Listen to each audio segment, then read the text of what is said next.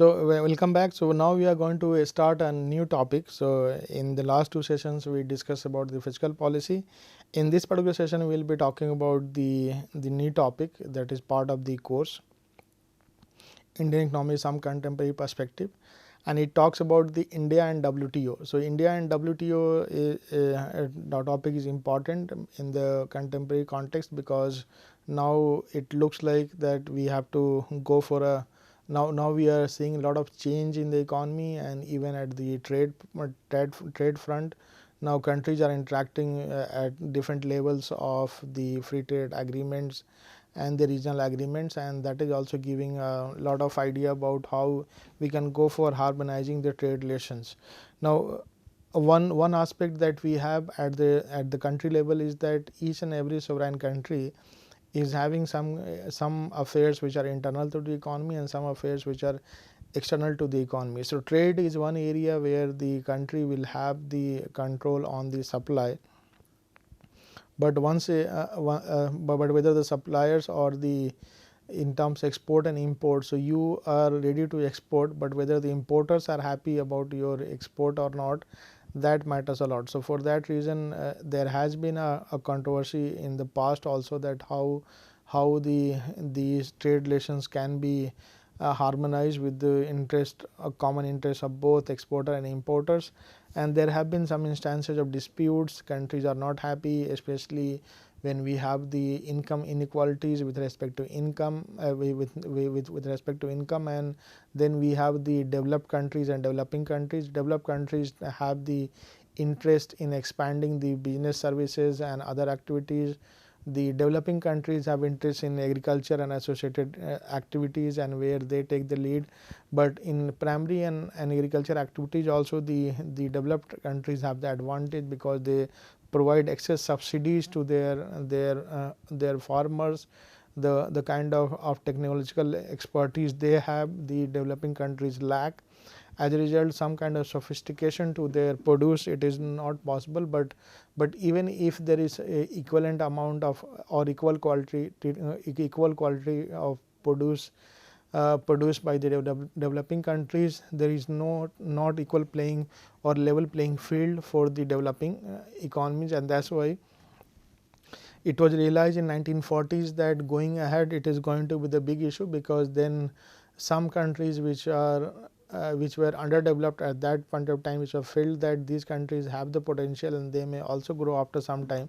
So it's better that they should be given some emphasis or some kind of priorities with regard to the trade. So in the 40s this idea came up.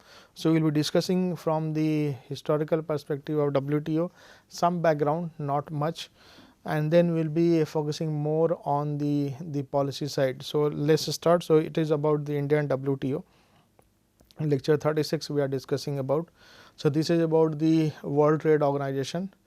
So the Ministry of Commerce and Trade, Government of India, OECD Insight Trade. One of the best sources I would recommend to the students, those who are in economics and those who are going to develop interest in the trade area, I would recommend that the best source is the World Trade Organization, though it may look very exhaustive with regard to the readings, but I would always recommend that you should go to the original website, original source, and read about the norms, because they update the content very frequently, and it is always good to know about the recent developments. So each and every country have the Ministry of Commerce and Trade. The Ministry of Commerce and Trade also gives idea about the rules and regulations of WTO. So this also web page is also very important. So I would recommend the participants to at least visit this. I found OECD Insights International Trade, one document that has given a lot of insights about the developing countries' interest, that how developing countries are going to bargain and what are the concerns of the developing countries and how they are going to talk about. Similarly, I also found one interesting chapter in the Economic Survey 2015-16 is about chapter 8. Then I found a good write-up by Prabir Day on the WTO trade facilitation agreement concerns and issues. So if somebody is interested in having a deeper insights, this research paper will help. Similarly, the Ravikant paper, WTO upside down, this is also a very good reading, and I would also appreciate if some of you may would like to go about it. Impact on India of tariff and quantitative restriction under WTO. This also is a working paper. It is freely available. So all these links that I mentioned is important. You will find a lot of materials available on the net, but I won't recommend each and every material because the source should be authentic and should be credible. So the best source, I would still recommend that you should go to WTO website.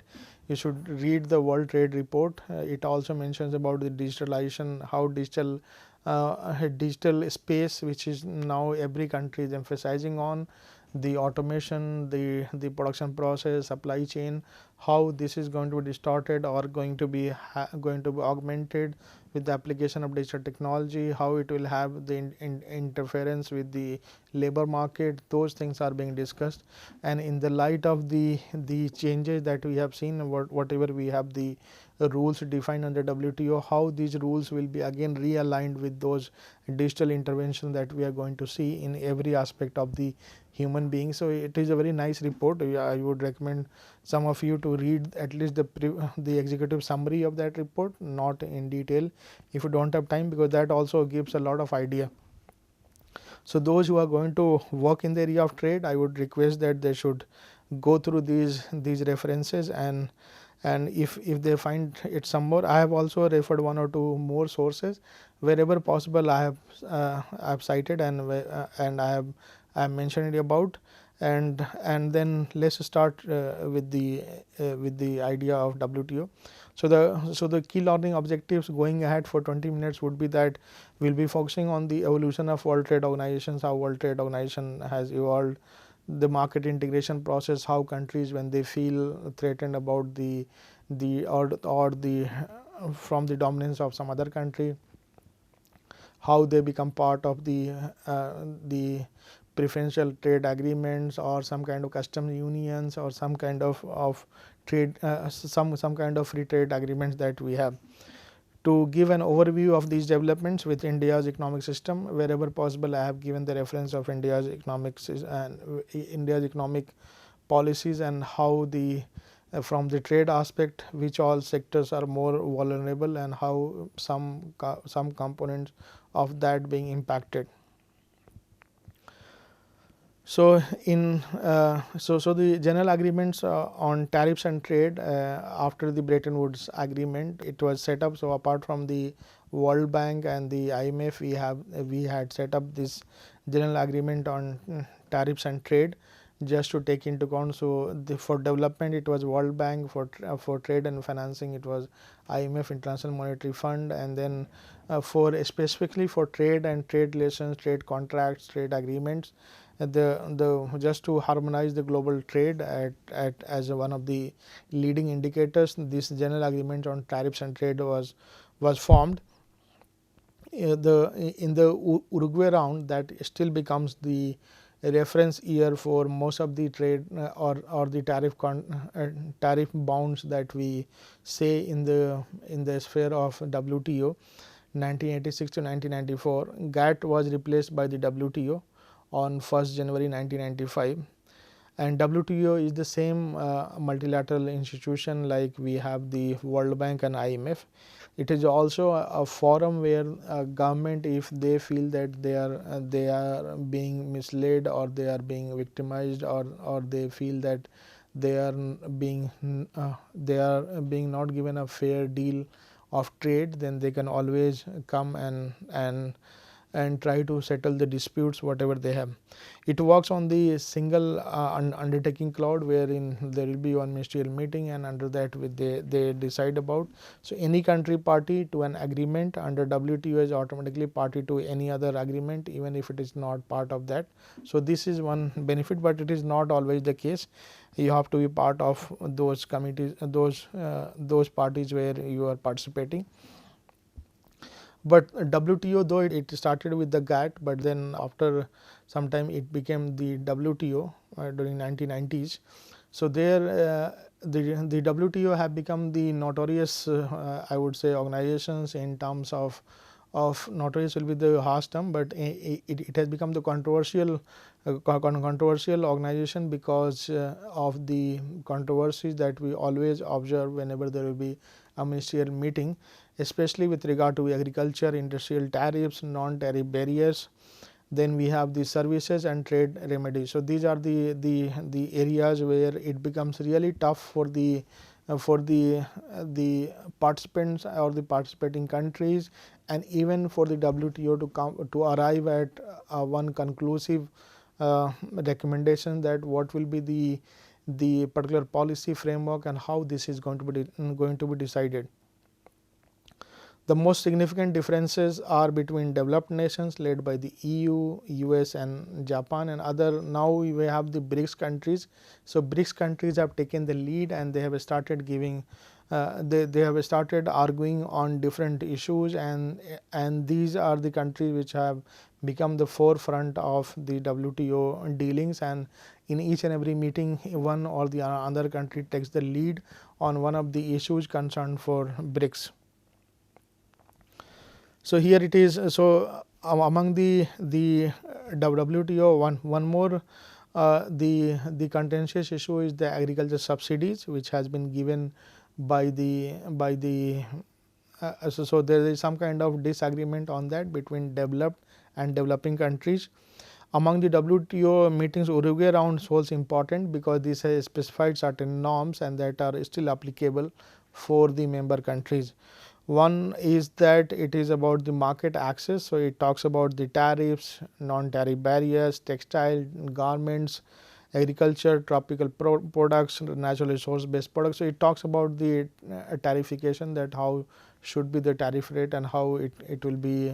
So for developed countries there are specific targets, for developing countries there are specific targets, and they are being also given some bounds. Then we have the rules, subsidies and countervailing measures, safeguards, anti-dumping, dispute resolution, GATT articles, MTN agreements and other arrangements that we have. So which means that these rules are important just for the sake of the going for the fair trade practice. There should not be any kind of dominance by one or the another member. Some new areas are being explored. For example, the trade related intellectual property rights, we have the TRIPS, and trade related investment measures services, that is called TRIMS. So these two are the new areas because of the widespread because of the diversification of trade activities. Now these two are added again later, and it was found that these two are playing very important role with regard to the violation of the copyright and other. So these are the areas, these are the functionalities where WTO functions. Then it works on the 5 principles that WTO is having. One is called trade without discrimination, which means that whatever number of countries are participating in one group or the members of WTO, they have to emphasize that they practice the trade or they simply encourage the trade, foreign trade, without discriminating any member country if they are part of. Trade without discrimination is having one more aspect to deal with, which is about the most favored nation, which means that MFN, just to make sure that the WTO members are aligned to the non-discriminatory clause that has been mentioned, they have been given something called most favored nation. So each and every country is trying to has this status of MFN, but given the geopolitical dynamics, they can also decide about whether the country should be given MFN status or not. So for instance, between India and Pakistan, India has given MFN status, but sometime the Pakistan, because of the geopolitical issues, does not reciprocate in the same manner. So that has also become one area. A trade concession granted to one WTO member automatically applied to all others. So most favored nation also helps in that. So if you are going to give one concession to one country, then it becomes automatically, but then the surroundings and the domestic conditions sorry, the border conditions also applies, and that's why in practice this has not been possible. So national treatment guarantees equal treatment of imported goods with domestically produced output in national market. So those are the areas wherein if you have the similar set of goods and if you are part of that, then there is some kind of provision under WTO that under MFN that these goods should be applied or should be allowed, but in reality it doesn't happen. The second principle is the freer trade through the progressive liberalization of trade regimes. So if you have gone for quantitative restrictions, or if you have imposed certain tariffs and both countries are part of WTO, then there is some kind of rationalization of that. There are some kind of rationalization provisions made so that developed countries are given more opportunities to go for higher reduction in tariffs. The developing countries are given a somewhat lesser opportunity for going for the reduction in the tariffs and those kind of quantitative and non-quantitative measures, even non-tariff barriers. So it is about the freer trade, but freer trade will only be possible when you have the less frictions. So just to minimize those frictions or those restrictions, disputes, second principle deals with that. The third principle is about the predictability of trade rules. Predictability in this case prevents government from arbitrarily raising existing tariffs on non-tariff trade barriers, which means that if you have two countries sharing the border, and if there is some kind of dispute and then the country takes immediate measure, then in that case the WTO is also rule is also enforceable. And in most of the countries, when the things are normal, then this becomes the norm, but for some cases it may not be. For example, for the regional agreements, it may happen that one member which wants to be part of this regional agreement, but because of some common concern it is asking for some agreement, but in reality this also quite difficult difficult in practice. The fourth principle is the fair competition. Fair competition attempts to level the level playing field in international trade and minimize the market distortions caused by export subsidy, dumping and others. So dumping in one exercise wherein if you have the excess of any commodity or any produce, and if you think that by selling at cheaper price outside you will be at least able to exhaust this amount, and which seems that the cost of storing or any keeping that product is much higher than simply selling at the low price, then in that case it becomes the case of dumping, that even if you are selling at 5 rupees in India, but you are since it is in large quantity and it is continuously in produce, so it is very difficult to keep that amount. You are ready to sell that at 2 rupees in Nepal or neighboring countries, then that becomes the case of dumping. And then here you have the export subsidy. So in case of agriculture, it typically happens that most of the first world countries have given export subsidies to their farming community, and as a result this has also become, so once you produce some amount of output and you have been given the export subsidy, then your goods become cheaper, and in international market it becomes competitive, attractive for the buyer. So the export surges, but in reality it is not the cost of production, but it has been brought down artificially. So for those artificial interventions, WTO fourth principle deals with. Fifth principle is the economic development through trade. So if you have gone through any trade book, you have the gains from trade, the one topic. So it talks about that how economic development, especially the spillover, the growth spillover that you have from rich to poor to rich, those spillovers may catapult the livelihood or the livelihood opportunities of the developing country. As a result, the convergence may start happening. So trade may become one source of economic development. So these are the 5 principles that we always mention. Then the major issues that we always talk about in case of WTO is that since 2011 the developing country share in the foreign trade has increased, and once we have the developing country share increasing, then this is also giving more bargaining power to these countries to bargain well at the WTO meetings, and this has resulted in controversy, and in some cases we find that in some meetings these developing countries have dominated over the developed countries, and that's why for some regions certain rules have not been devised, and it is still in pending.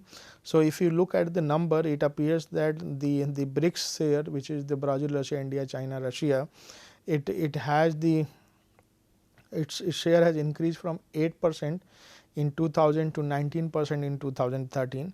The share of least developed countries in world exports increased from 0.5% of total trade in 1995 to 1.1% in 2014. Similarly, emerging economies dynamics, and similarly the diversification that these countries are experiencing the surge in economic activities, the diversity. For instance, India has diversified its economy in services sector.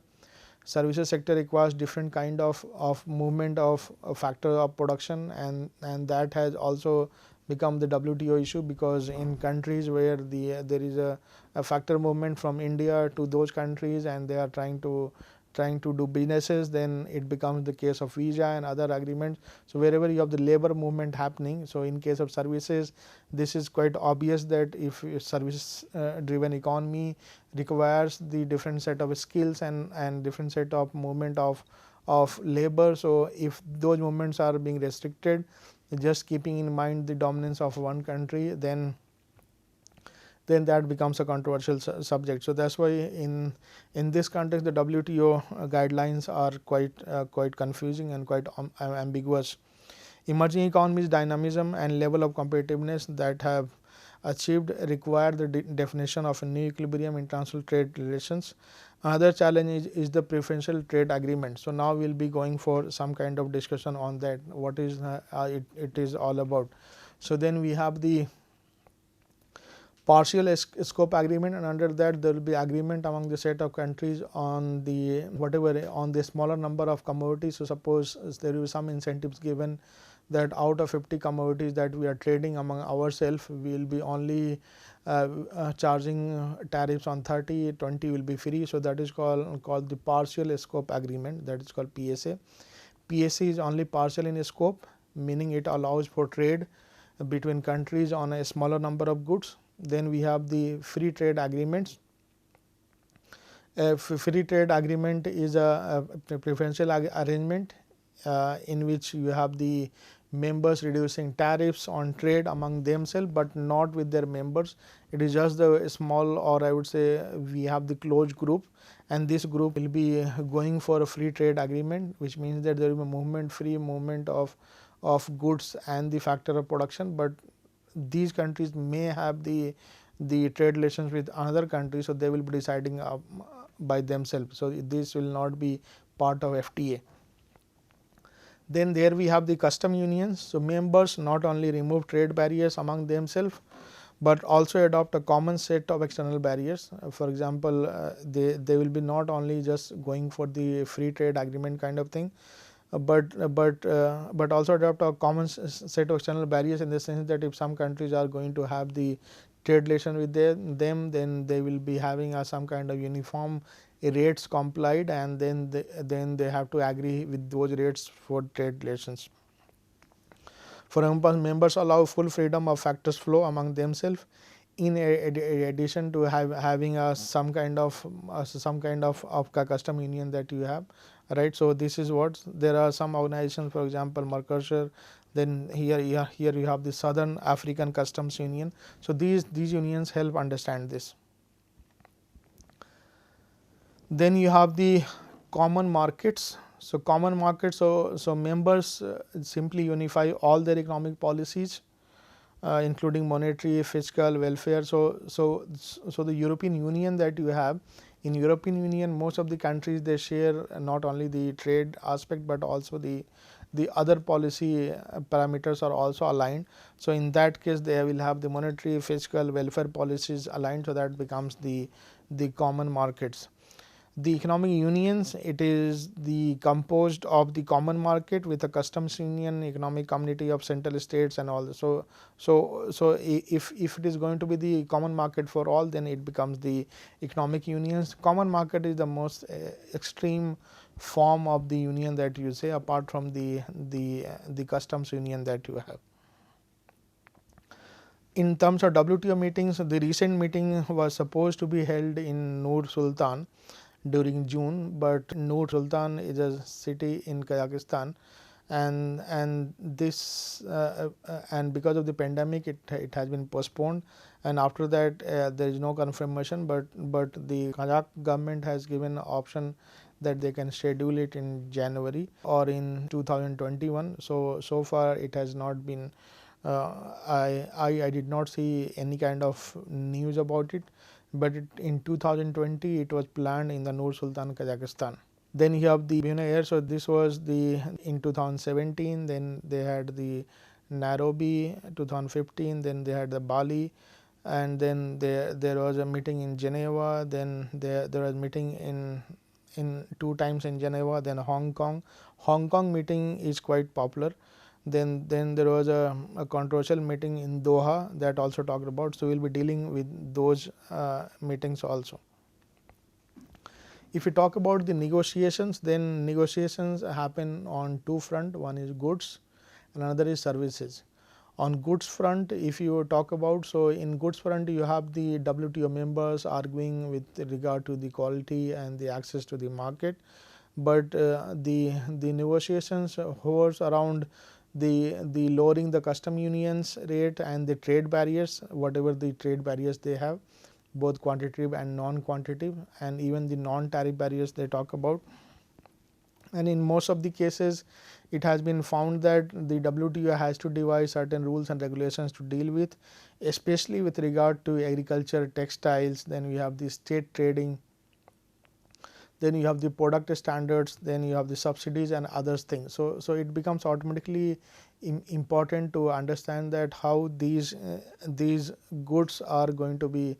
So the major concern remains same about this, that the tariff rationalization of tariff and customs that you have, duty rates, the dominance of the lower income countries and the lower middle income and upper middle income countries, and even the to some extent developed countries, the agriculture remains one controversial subject. And then you have the textile, and then the topics hovers around the quality of the product plus subsidies. And one recent has been added, one is called dumping, because it has been found that among the developing countries also some countries have been engaged in dumping their products in some other countries. So that has also been noticed, and because of that dumping becomes one of the. Then becomes the services. Since the financial sector is well diversified sector and it has the connectivity with the rest of the world, and it has the higher connectivity in terms of not just services but also in terms of moving the factor of production, especially the factors that we have, labor and capital. So to keep in mind, there has been rules have been framed in that direction. So you have the general agreement on tariffs, trade and services. So GATS allows the banking, financial services, trade, tourism, travel industry, leisure industry to operate across the WTO member countries freely and without discrimination. So that also applies under the GATS. WTO members have also made individual commitments under GATS, stating which of their services sectors they are willing to open, foreign competition, how to open these markets. But in services, the issue is that once you devise a uniform policy, then it may not be suitable, because then there will be market distorting factors playing a role. And that's why under GATS some concerns are being addressed, that if the country feels that opening of a business services or particular services may harm the market, so they can take certain measures about that. But GATS deals with the services. Under GATT you have the different annexures in terms of agreement on agriculture, different boxes dealing with subsidies and other trade barriers, those we will be talking about. Then here you have the intellectual property rights that become really important issue. So in intellectual property rights are one of the areas where we will have to focus some more attention. So going ahead, as services will expand, there will be more cases of identity, there will be more cases of some kind of uniqueness. So keeping that in mind, here you have the copyrights, trademarks, geographical indicators mentioned over there. So the IPR deals in detail about this, how these disputes can be resolved, and some uniqueness whatever you have in terms of geographical indication. For example, the product of some commodities may be on the name of geography where they come from. For example, you have the champagne, then you have the tequila, and all these products. Then you have Coca-Cola, Amul, some cases of IPR issues. So these are the aspects added later to the WTO, and that's why negotiations, whenever there will be negotiation, they will be negotiating on this. So let me summarize whatever we have discussed. So far we have discussed about the WTO basic framework. We are trying to understand the different negotiations happening, issues, principles of WTO. Now we will be moving toward the non-tariff barriers and other cases, especially with regard to agriculture, and that will give you the idea that how WTO should be dealing with these cases. Thank you so much.